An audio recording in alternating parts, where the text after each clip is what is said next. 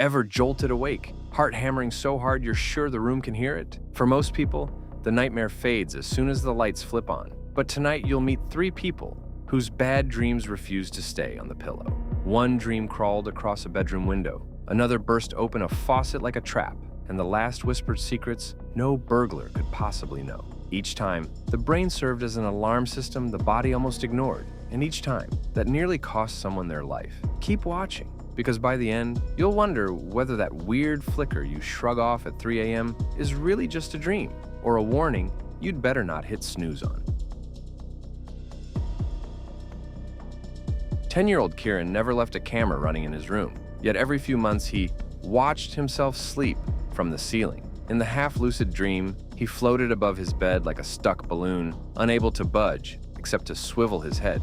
That view alone was creepy, but the details below turned it into pure nightmare fuel. First, his digital clock always ticked backward. 0029, 0028, 0027, like a timer racing towards something awful. Then he'd notice a row of shaky crayon drawings taped to random spots. 6 smiling stick figures, tiny blue roof house, and one shorter kid dead center.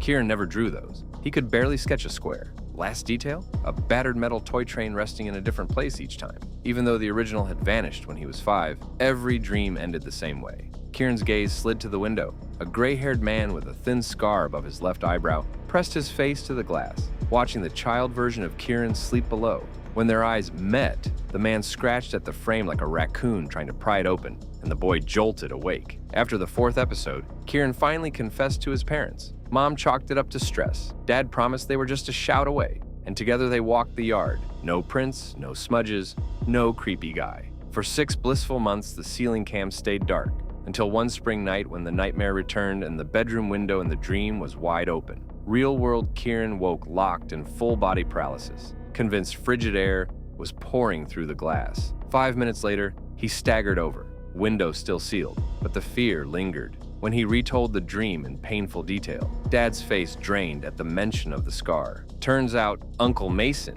a college friend turned persona non grata, once babysat toddler Kieran. Mason's signature feature, a forehead gash from a highway wreck. Dad had severed ties years ago after an incident he wouldn't elaborate on.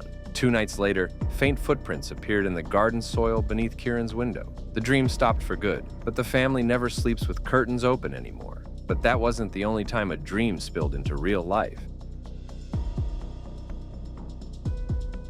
17-year-old Caleb swears by white noise playlists to keep nightmares out. But during a long-anticipated gaming weekend at his friend Roman Locke's house, charging cables hogged every outlet, and the speaker sat dead.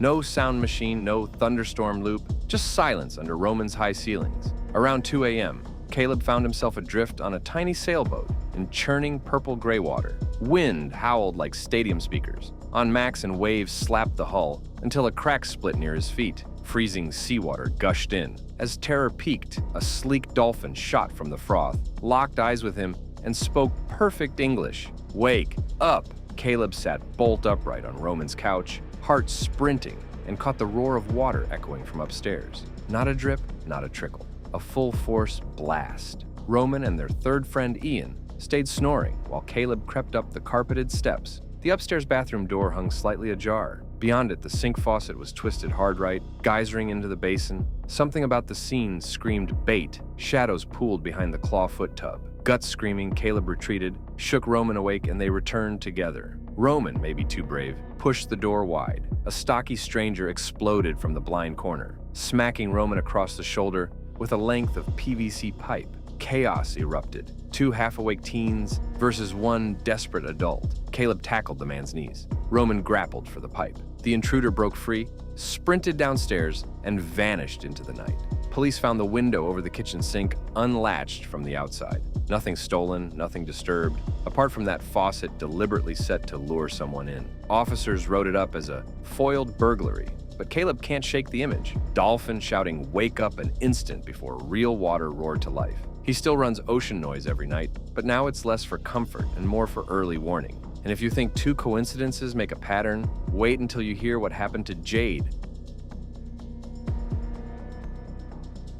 College sophomore Jade finally scored permission to crash at girlfriend Eva's house while her parents took an anniversary getaway. By midnight, they'd binged a rom-com and dozed off, the second-story bedroom cloaked in suburbia's perfect hush. Dream Jade woke to the slam of a downstairs door and frantic footsteps pounding upward. He leapt from bed ready to intercept, until he saw a razor-thin yellow glow spilling under the bedroom door. His legs turned to gelatin. As he stared, a woman's voice oozed through the wood, shredding his self-esteem with insults too precise to be random. One voice multiplied into dozens, reciting humiliations no stranger could know. Paralyzed, Jade finally yanked open the door, and the house snapped into pitch-dark silence that froze the air in his lungs. Trembling, he crawled back under covers and woke again. False Awakening number 2 repeated the sequence. Slam, sprinting feet, venomous voices, blinding dark. When Jade actually opened his eyes, Eva slept peacefully beside him. Relief flooded until he spotted that same beam of light under the door, exactly where dream logic had placed it. Every bulb should have been off. Worse, new footsteps creaked the hardwood downstairs. Slow, deliberate, real. Heart in his throat, Jade texted 911, then locked the door and nudged Eva awake with a hand over her lips. They waited, strangled by quiet, until blue strobes pulsed through the drapes. Officers swept the house and emerged with 2 ski-masked men cuffed at the wrists. The pair had broken in after scrolling Eva's mom's public weekend trip post. Yet, here's the part that gnaws at Jade. Investigators confirmed the burglars never reached the second floor. They were still rifling kitchen drawers when police arrived. So how did that yellow glow appear under the bedroom door before anyone was upstairs? And how did those dream voices know secrets Jade had never typed, spoken, or even whispered? He's deleted every social profile he owns, but some nights he still sees that sliver of light glowing in the corner of his vision like a pop-up he can't close. 3 people, 3 warnings delivered in sleep, countdown clocks, talking dolphins, and a strip of impossible light. Science calls dreams a messy filing system for memory. But what if it's also an emergency PA system, blaring alarms we ignore because it's only a dream? Kieran's nightmare marked real footprints. Caleb's storm flagged a trap, and Jade's false awakenings pre-played a crime scene. So the next time your brain slips something bizarre into a midnight showing, don't dismiss it as leftover horror movie crumbs. Listen, look, maybe even get up and check that window latch. And when you're back in bed, heart steady, room safe, drop a comment below. Has your dream ever leaked into daylight? We're all ears while we're still awake.